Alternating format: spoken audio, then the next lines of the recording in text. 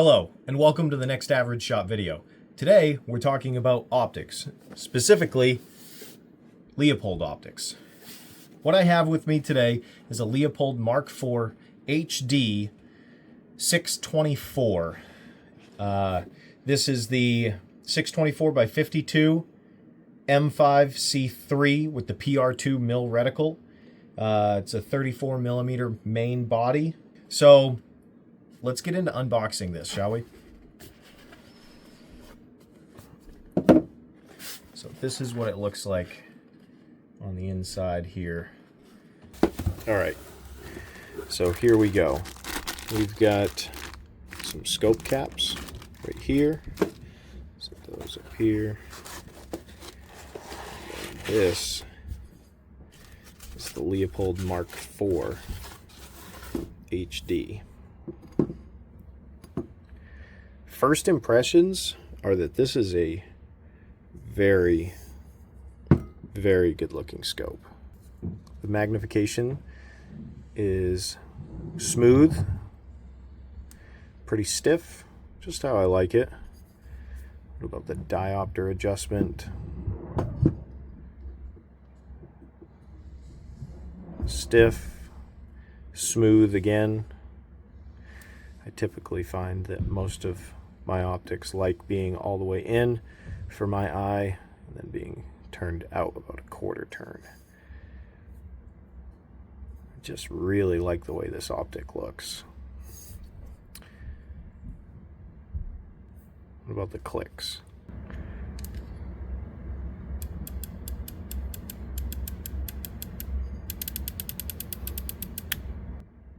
I like that zero stop right there. I think when you press the button, yeah. So when you press the button, you can still go down 5/10, but when you end up back at 0, this pops out. Now, another cool thing with this is that this is also a rev indicator. So when you rotate this up, see how it just went in, pops out, comes back in, indicating now since it's flush, that indicates that we've completed our first rev and now we're on our second. So this would be 10 mil, that would be 11 mil, 12 mil, vice versa. So let's go up again. Okay, so the reason why we can't get another turn out of this, so we're only being able to go like 18 mil up from 0, it's because I believe when these optics ship, the 0 is somewhere in the center of the total elevation adjustment that you can get on the scope. So, but normally you'd be able to go all the way up a third rotation, and then what you would see is this rev indicator would actually go, see how it's flush now? It would actually recess in even further, and it would be less than flush. So, what about the windage dial? So that's locked.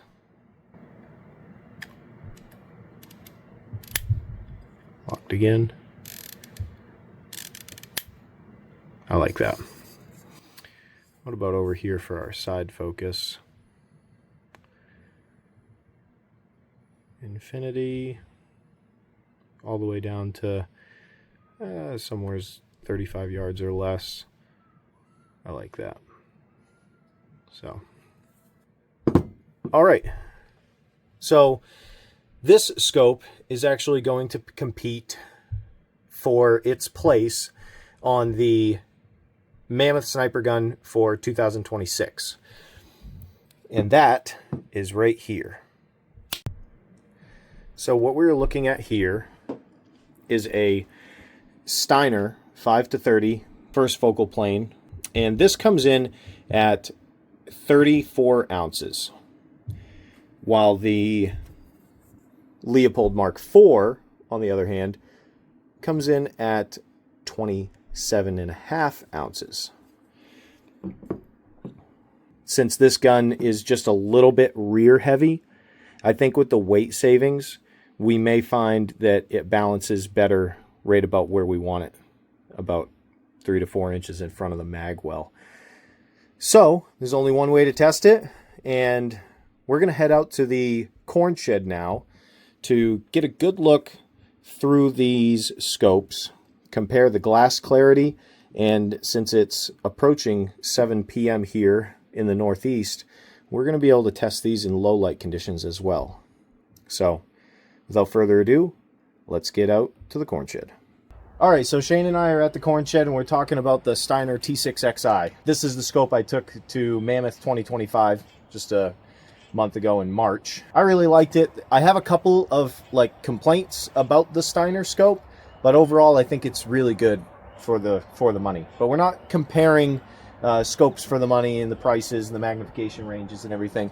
What I really want to see difference-wise from the Steiner to the Leupold is light gathering, and then I want to see field of view, and then if we can see any kind of level of optical clarity is really what I'm focusing on. So we got this at 16 magnification. I'm going to look through at the 580 yard target and just kind of take note of our edge to edge and what that looks like. So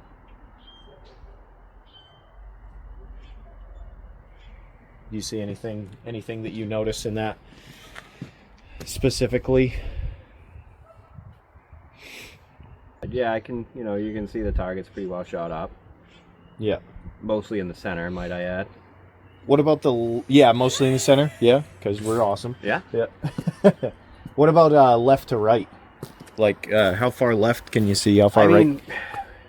In the open field like that, there's not really a lot of reference points, but, you can see that set of poles. You can see a little bit to the left of that, and then, there's not a whole lot of reference points right up there. I got you. Yeah. Okay, just a little bit to the left of the pole. Yeah, and I can see that slot in the top there. Yeah. All right. So you guys can see everything that we're seeing as well. You'll see that on the trigger camera footage. Now we will exchange the Steiner out for the Leupold.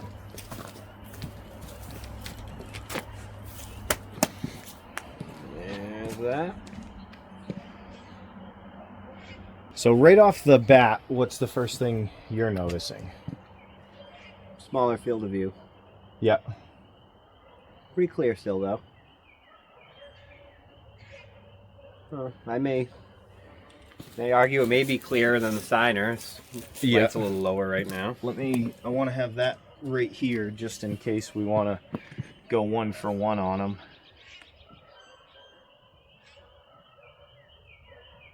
So I'm just kind of checking the relief, the eye relief, see if the eye box is real picky. I think the optical clarity is just a little clearer. Would you agree? If anything, yeah. Yeah. They're pretty similar, but if I had to choose one, yeah, probably go with Leupold on clarity. Yeah. Yeah, narrower field of view. I feel like I could see well past that pole. That left pole. It's just right on the edge now. Yeah. Yeah. Yep. The eye box doesn't seem that picky on this. It's one of the biggest complaints I have about the Steiner is just the tight eye box, but this seems pretty forgiving. So, you want to get another look behind it, and then we'll go 1 for 1 right on top with the Steiner. Mm-hmm.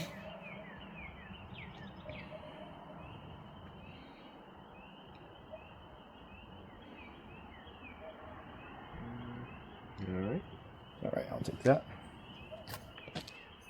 And you put the Steiner right up there. Oh, yeah, that works too. For you, I'll just stand on my tippy toes here, don't mind me.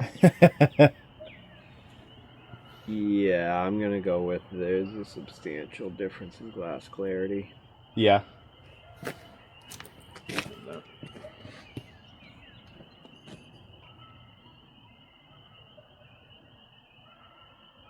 All right, so this one is bringing in noticeably less light. That's the other than the wider field of view, only slightly though. Like that's still on 16. It's only slight, right? Probably what, 5 to 10% more, maybe. Yeah, a little bit. Yeah, it's a little bit. It's not much. It's probably less than 10%, but It's noticeable, but it is noticeable. noticeable if you're looking for it. Yeah, and I, man, I would say glass clarity.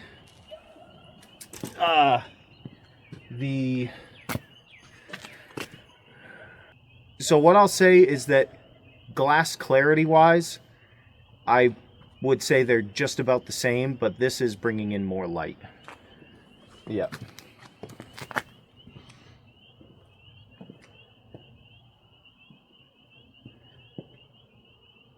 Noticeably brighter image, you think?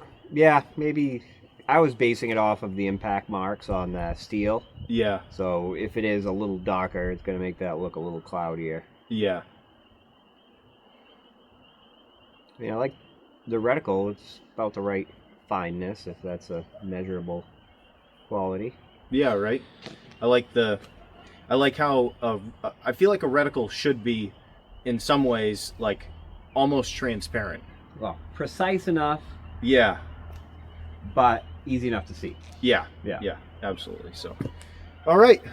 Well, that's the comparison between the Steiner T6XI 5-30 and the Leupold 624 Mark IV HD.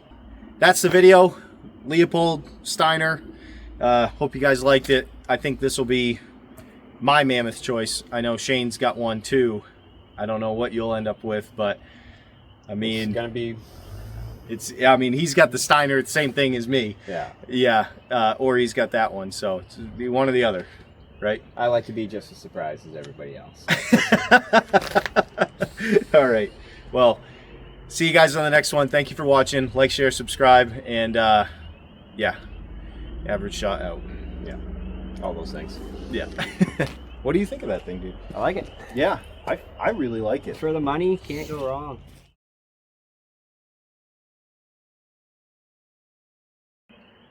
I'll give you that. I think from a style standpoint, this is just such a long scope that's what makes me just visually want to go towards the Leupold. Yeah. Make an off-camera joke about the Steiner gets envious of its length. I don't like this. It's too long. Who even needs a scope that long?